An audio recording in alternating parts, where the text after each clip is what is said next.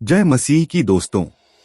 आज का वीडियो खासकर उन सभी लोगों के लिए है जो 25 दिसंबर को प्रभु यीशु मसीह का जन्मदिन मानते और मनाते हैं। मैं आपके सामने कुछ ऐसे तथ्यों को साझा करना चाहता हूं जो आपके विचारों को और अधिक स्पष्ट करेंगे। बहुत सारे मसीही भाई बहनों ने मुझसे पूछा है कि क्या वाकई 25 दिसंबर प्रभु यीशु का जन्मदिन है, और यदि नहीं तो फिर क्यों इसे पूरी दुनिया में जन्मदिन के रूप में मनाया जाता है। अगर आप सच और तथ्य जानना चाहते हैं तो इस वीडियो को अंत तक जरूर देखें, क्योंकि आधा अधूरा देखकर गलतफहमी के शिकार हो सकते हैं। आज का विषय यह है कि क्या 25 दिसंबर वास्तव में प्रभु यीशु मसीह का जन्मदिन है। इस सवाल का जवाब जानने के लिए हमें सबसे पहले यह समझना होगा कि बाइबल में कहीं भी यह नहीं लिखा गया है कि यीशु मसीह का जन्म 25 दिसंबर को हुआ था। बाइबल में सिर्फ इतना बताया गया है कि उद्धारकर्ता का जन्म हुआ, लेकिन तारीख या दिन का कोई विशेष विवरण नहीं दिया गया है। तो फिर सवाल उठता है कि दुनिया भर में 25 दिसंबर को यीशु का जन्मदिन क्यों मनाया जाता है। इस परंपरा की शुरुआत 4वीं शताब्दी में रोमन साम्राज्य के सम्राट कॉन्स्टेंटाइन के शासनकाल में हुई। उस समय रोमन साम्राज्य में 25 दिसंबर को एक प्रमुख पर्व मनाया जाता था, जिसे सूर्य देवता सोल इनविक्टस अजय सूर्य की पूजा के रूप में मनाया जाता था। जब सम्राट ने ईसाई धर्म को राज्य धर्म घोषित किया तो उन्होंने लोगों को ईसाई धर्म में शामिल करने के लिए इस पर्व को प्रभु यीशु मसीह के जन्मदिन के रूप में घोषित कर दिया।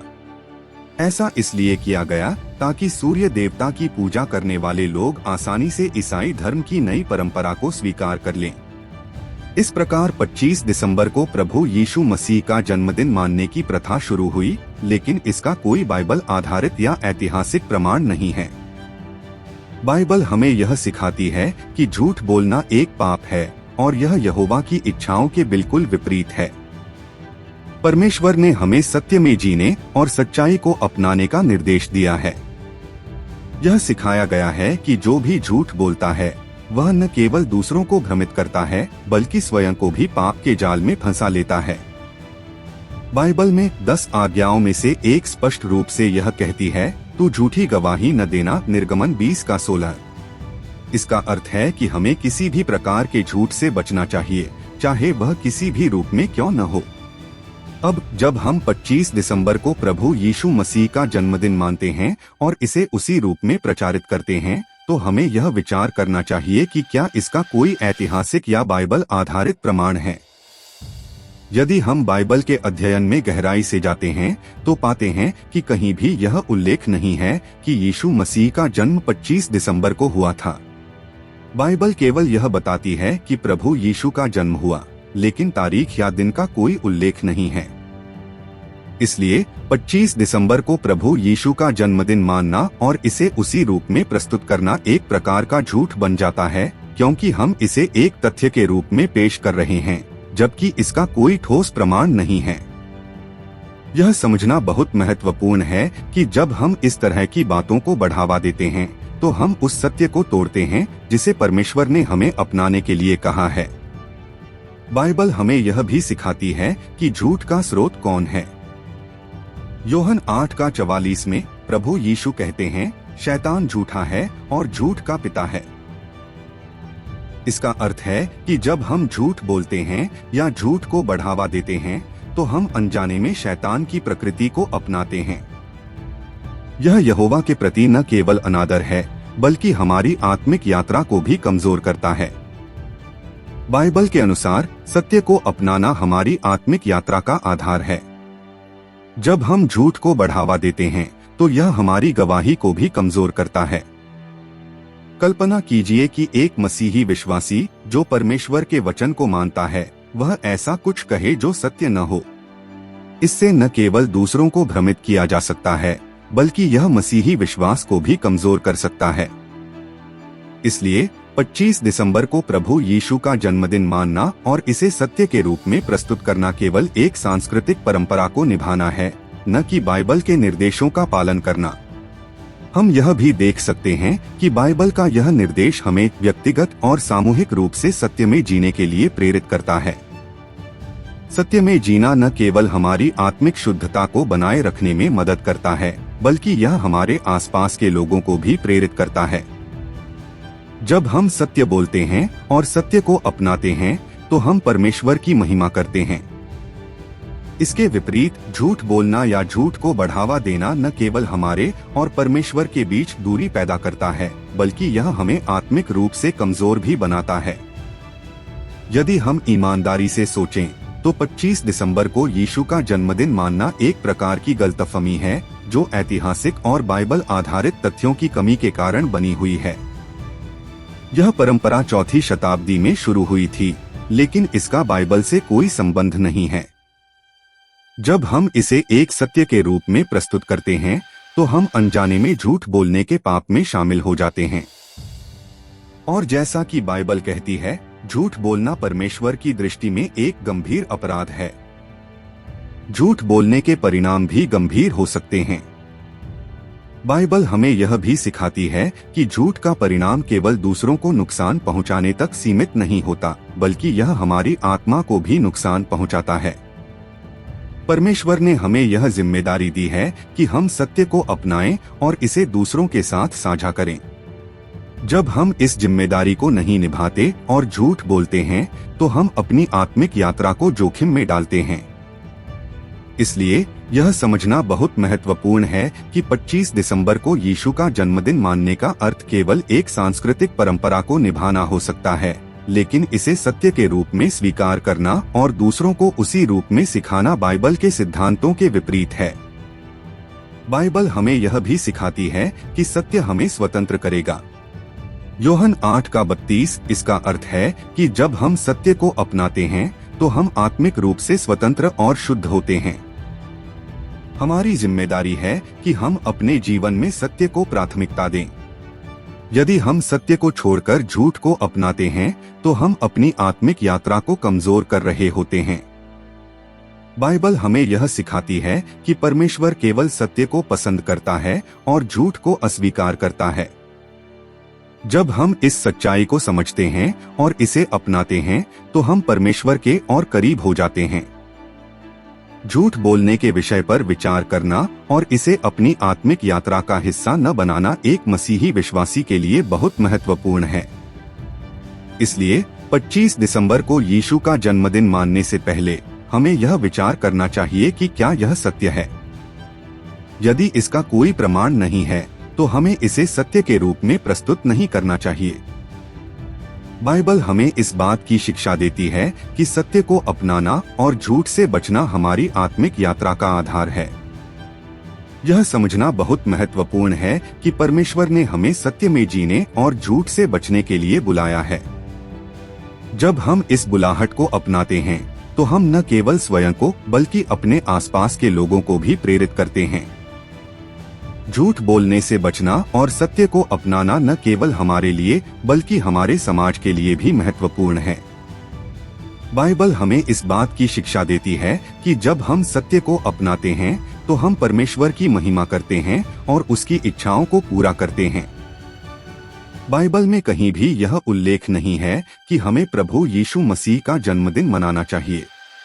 इसका मतलब यह नहीं है कि यीशु मसीह का जन्म महत्वहीन है, बल्कि यह है कि बाइबल हमें इस बात पर अधिक ध्यान केंद्रित करने के लिए प्रेरित करती है कि हम अपने जीवन से कैसे प्रभु की महिमा कर सकते हैं और उनके द्वारा दिए गए उद्धार के संदेश को दूसरों तक पहुंचा सकते हैं।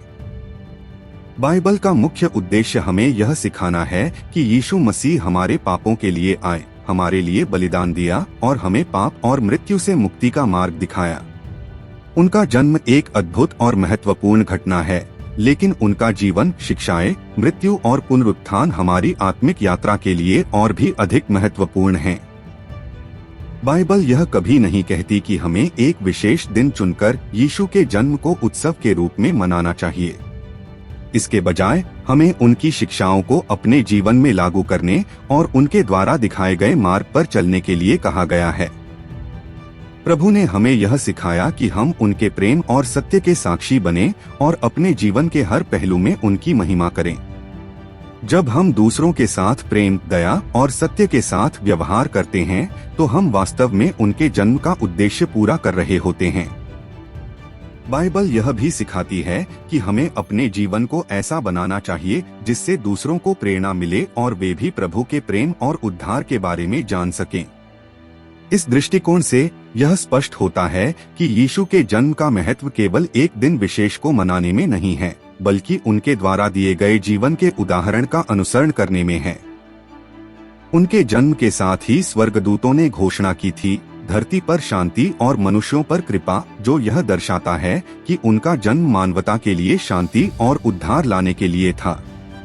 जब हम यीशु की शिक्षाओं को अपनाकर अपने जीवन में शांति और प्रेम फैलाते हैं, तो हम वास्तव में उनके जन्म के महत्व को समझते और जीते हैं। इसीलिए बाइबल हमें यह सिखाती है कि केवल दिन विशेष को मनाने से परमेश्वर प्रसन्न नहीं होते, बल्कि सच्चा प्रेम, विश्वास और सत्य के साथ जीने से हम उनकी महिमा कर सकते हैं। उनका जन्म तो एक अद्वितीय आशीर्वाद है, लेकिन उससे भी अधिक उनकी शिक्षाएं और उनके साथ व्यक्तिगत संबंध बनाने का आह्वान हमारे लिए सबसे बड़ा आशीर्वाद है। प्रभु यीशु मसीह का आगमन इस पृथ्वी पर इसलिए हुआ ताकि वे मानवता को पापों से मुक्त कर सकें और हर व्यक्ति को परमेश्वर के साथ सीधा संबंध स्थापित करने का मार्ग दिखा सकें। यह उनका मुख्य उद्देश्य था, जिसे बाइबल बार बार स्पष्ट करती है।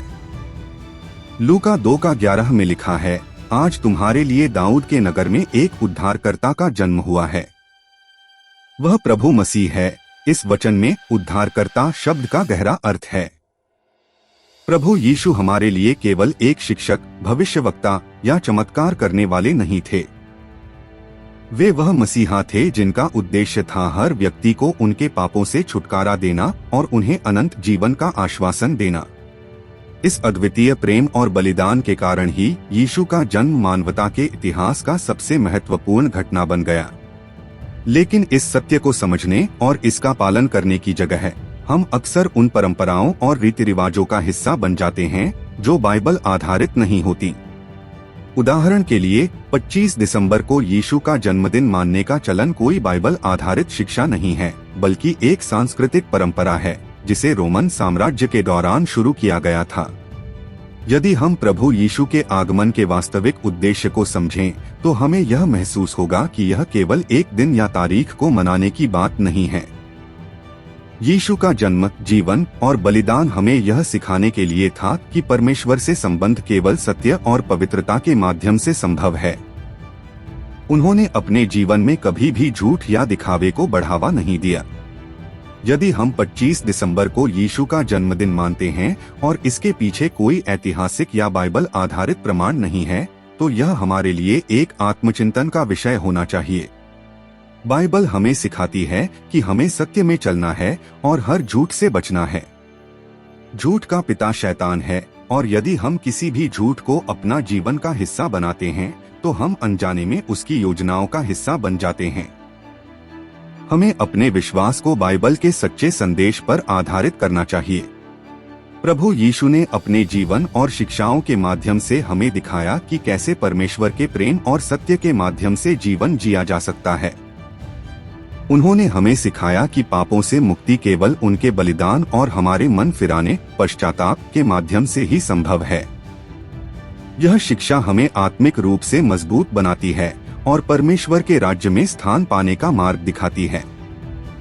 इसलिए बजाय इसके कि हम 25 दिसंबर को एक गलत परंपरा के रूप में अपनाएं, हमें यह समझना चाहिए कि यीशु का जन्मदिन किसी तारीख से नहीं जुड़ा है, बल्कि उनके जन्म का उद्देश्य हमारे जीवन को बदलना है। इसलिए जरूरी है कि हम अपने समय और ऊर्जा को सच्चाई को अपनाने और दूसरों तक इसे पहुंचाने में लगाएं। हमें परमेश्वर की इच्छा को समझने और उसके अनुसार जीवन जीने का प्रयास करना चाहिए। प्रभु यीशु का संदेश बहुत स्पष्ट है, मैं सत्य हूँ, मार्ग हूँ और जीवन हूँ। यूहन्ना 14:6। उनके इस संदेश को मानने और अपनाने के लिए हमें उनकी शिक्षाओं का पालन करना होगा और हर झूठ और दिखावे से दूर रहना होगा। प्रभु का प्रेम और सत्य ही हमारी आत्मिक मुक्ति का आधार है। 25 दिसंबर को यीशु मसीह का जन्मदिन मानने की परंपरा का इतिहास 4वीं शताब्दी से पहले तक अस्तित्व में नहीं था।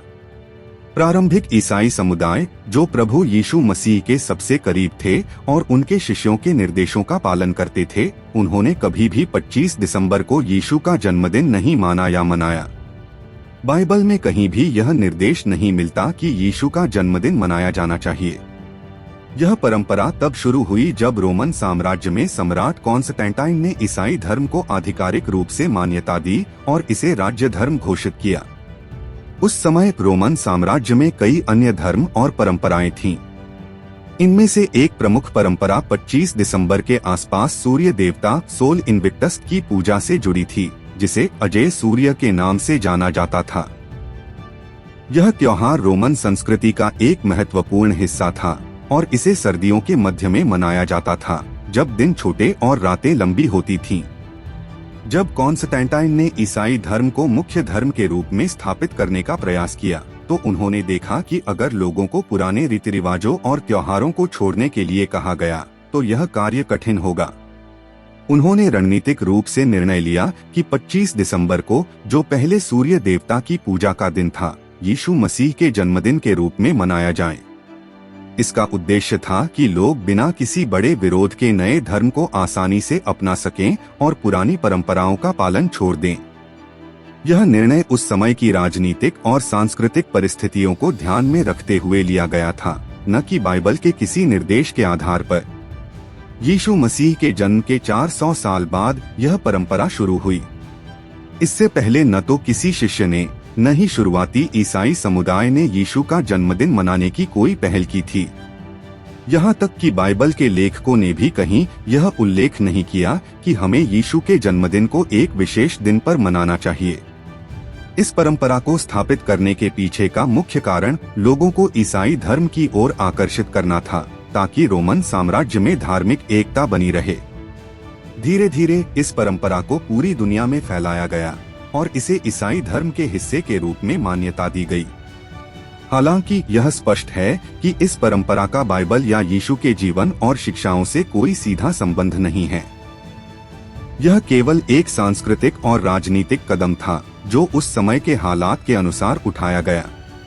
आज भी जो लोग 25 दिसंबर को यीशु मसीह का जन्मदिन मानते हैं, उन्हें यह समझना चाहिए कि इस तिथि को मनाने का निर्णय ऐतिहासिक और सांस्कृतिक कारणों पर आधारित है, न कि यह बाइबल के किसी निर्देश का पालन है।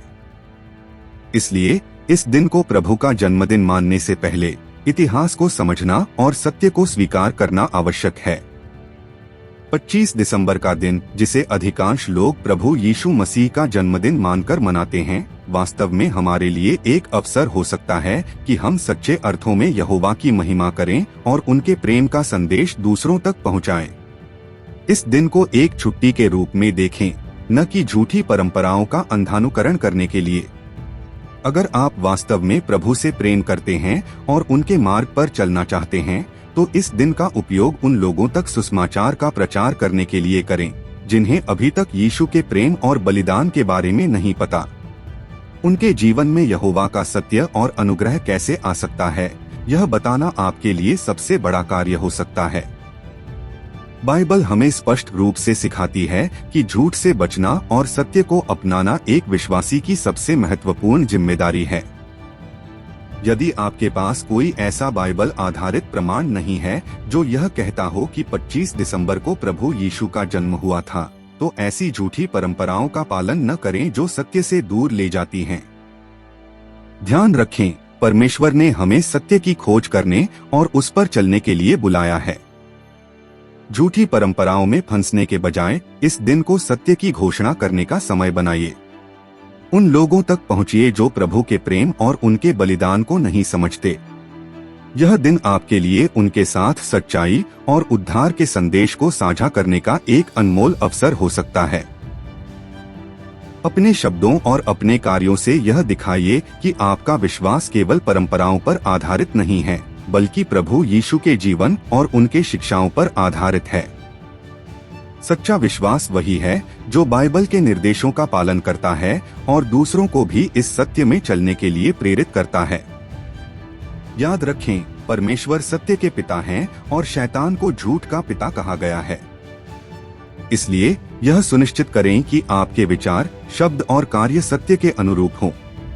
यह दिन केवल उत्सव मनाने या परंपराओं को निभाने का नहीं, बल्कि परमेश्वर के प्रेम को समझने और उसे दूसरों तक पहुंचाने का है। इस प्रकार आप न केवल स्वयं को झूठ से बचाएंगे, बल्कि दूसरों को भी सच्चाई का मार्ग दिखाएंगे।